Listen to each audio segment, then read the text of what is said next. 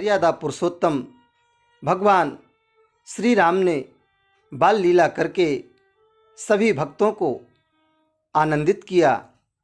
इसकी बड़ी रसमयी व्याख्या राष्ट्रपति पुरस्कार प्राप्त पूज्य श्री पंडित श्याम नारायण शास्त्री जी ने की है। आइए हम सभी उस झांकी का चित्रण भक्ति के नेत्रों से करते हुए जन कल्याणार्थ इस वीडियो का अधिकाधिक शेयर कर चैनल को सब्सक्राइब भी करें। चिंतित हैं, लेकिन और लोगों से तो नहीं रहा गया। शंकर भगवान ने सोचा कि हम तो अब नहीं रहेंगे, क्योंकि हमारे इनके दर्शन के बिना किसी भी रूप में जीवित नहीं रह सकते हैं। हमारे इष्ट देव यही बालक स्वरूप है। इष्ट देव, इनके शिष्य कहते हैं काकभूषण जी कि इष्ट देव मम बालक रामा, शोभा वपुष कोटि शत कामा, निज प्रभु वदन निहारी निहारी, लोचन सुफल करऊं गारी। शंकर भगवान के हृदय में भी यही बाल स्वरूप हर हृदय मानस राज मरालूं। भगवान शंकर जी के हृदय में यही बाल स्वरूप विराजते हैं। तो भगवान के बाल स्वरूप के उपासक तीन, भगवान शंकर जी, भगवती पार्वती जी, माँ सहित जही जपत पुरारी, मंगल भवनय मंगल हारी, मंगल भवन अमंगल हारी, द्रवहु सो दशरथ अजीर बिहारी। दशरथ अजीर बिहारी, दशरथ जी के आंगन में घुटुरवन टहलने वाले, आनंद देने वाले वह प्रभु बाल स्वरूप हम पर प्रसन्न हों। शंकर भगवान के ये इष्ट देवता हैं, भगवती पार्वती जी के इष्ट देवता हैं, श्री काकभूषण जी के ये इष्ट देवता हैं। इन तीनों ने दर्शन की योजना बनाई और भगवान शंकर जी इस रहस्य को पार्वती जी को कथा सुनाते समय में व्यक्त भी कर देते हैं। और एक कहूँ निज चोरी, सुन गिरिजायति दृढ़ मति तोरी, काकभूषुंडी संगम दो, मनुज रूप जाने नहीं को। काकभूषण जी के साथ में हम दो, हम और तुम दोनों, क्योंकि तीनों के उपास्य देवता यही हैं। काकभूषण जी साथ में और हम दोनों चले, अथवा काकभूषुंडी संग हम दो, काकभूषुंडी और हम दोनों ये साथ में थे। तो ये गुणाढ्य ने कथा सरित सागर में इस बाल स्वरूप के प्रसंग को बड़ा लंबा चौड़ा वर्णन किया है, करीब 13-14 सर्गों में वर्णन किया है। तो उतना तो नहीं कहा जा सकता है, बहुत संक्षेप में उसका वर्णन किया जा रहा है, जिसको गोस्वामी जी ने लिया है। तो गोस्वामी जी वर्णन करते हैं कि आकाश मंडल से सभी देवी देवता देखने लगे। शंकर भगवान ने विमान से उतर करके पार्वती जी से कहा, चलो दर्शन करें। कैसे दर्शन करेंगे महाराज?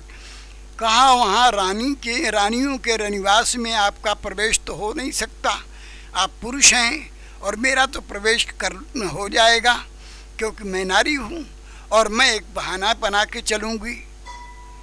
तो लक्ष्मी जी ने पूछा, महाराज देवी जी, बहन जी कौन सा बहाना बनाएंगी? ब्रह्माणी जी पूछती कौन सा बहाना बनाएंगी? इंद्राणी जी पूछती हैं कौन सा बहाना बनाएंगी? रति की पत्नी की, रति स्वयं कामदेव की पत्नी जो है वह पूछती है कौन सी बहाना बनाएंगी? देवांगनाएं सब इकट्ठी हो गई। पार्वती जी ने कहा मैं सुंदर सुंदर खिलौने को लेकर के और भगवान के महल के सामने से खिलौना ले लो खिलौना, तो चार चार राजकुमार वहाँ पर हैं और आनंद के साथ में मेरा खिलौना लेंगे, और दूसरे दिन से तुम लोग भी विविध प्रकार के वस्तुओं को बेचने के लिए जो बालकों को प्रिय है उन वस्तुओं को लेकर के आना, और इसी प्रकार से योजना बन जाएगी। भगवती पार्वती जी तो प्रेम के साथ रनिवास में चली गईं, सुंदर स्वरूप बनाए हुए, और दर्शन करने की उत्कट अभिलाषा में भीड़ भाड़ ज़्यादा देखा और ये कहा इस भीड़ भाड़ में तो प्रवेश होना मुश्किल है, बड़ा कठिन है। तो फिर दूसरा स्वरूप बनाया उन्होंने। पार्वती जी ने क्या किया, स्वयं खिलौना बेचने वाली सुंदर स्वरूप को धारण करके और नाना प्रकार के दिव्याति दिव्य खिलौने को लेकर के, कोई खिलौना ले लो खिलौना ले लो खिलौना ले लो। महारानी कौशल्या जी ने कहा सुमित्रे जरा देखना यह कौन सा खिलौना क्या है। अरे कहा बहन जी देखा ही मैंने तो ऐसा सुंदर खिलौना आज तक कभी देखा ही नहीं। बड़ी प्रसन्न हुई। महारानी कौशल्या जी कहती हैं मैं बालकों को छोड़ करके कैसे जाऊं, आप जरा पता करो। तो उन्होंने दासी को आदेश दिया, और दासी कौन थी वहाँ पर, स्वयं पार्वती जी महारानी कौशल्या जी की सेवा में, बालक का दर्शन भी होगा और प्रभु की सेवा भी इस भांति हो जाएगी। प्रभु सीधे सेवा नहीं लेंगे, लेकिन महारानी कौशल्या जी के द्वारा मैं सेवा अपनी अर्पण करूँगी। तो उन्होंने कहा ठीक है मैं चलती हूँ देखती हूँ।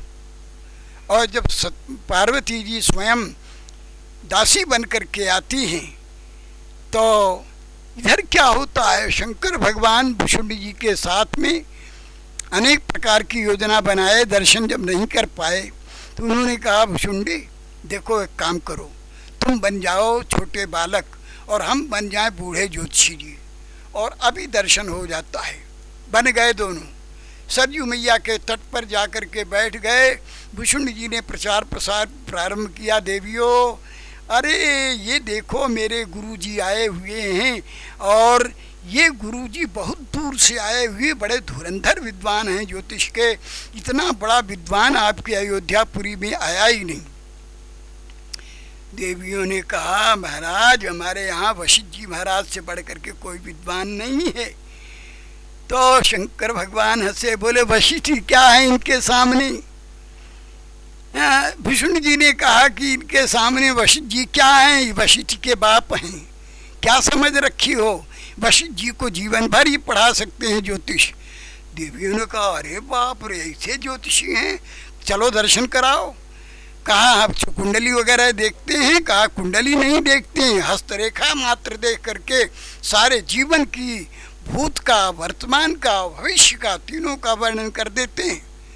देवियों ने कहा अरे बाप रे हमारे गुरुजी तो जब तक जन्मांग नहीं देखते तब तक ग्रह दशाओं का वर्णन नहीं करते, कब तक कौन ग्रह दशाएं हैं, उनकी क्या स्थिति है और उसके लिए क्या करना चाहिए तब तक नहीं वर्णन कर पाते हैं। तो चलो गुरु आप अपने गुरु जी का दर्शन कराओ चलो। भगवान शंकर जब साक्षात स्वयं चिदानंद सुखधाम हैं, वह स्वयं ज्योतिषी बने हुए जिस देवी की रेखा को देखा और फटाफट बताए गए तुम ये तुम्हारा भविष्य में ये होने वाला है, तुम वर्तमान में ये हो और तुम भूत में ऐसी रही हो, अभी कल के दिन कहाँ रही हो, क्या कर रही थी, सारी बात जब बताया तो देवियाँ दांतों तले उंगली दबाने लगी। बाप रे बाप, ऐसा तो ज्योतिषी हमारे अयोध्यापुरी में न आज तक कभी आया था, न देखा गया, न सुना गया। और चलो महारानी जी के यहाँ चारों राजकुमारों के विषय में चर्चा करें।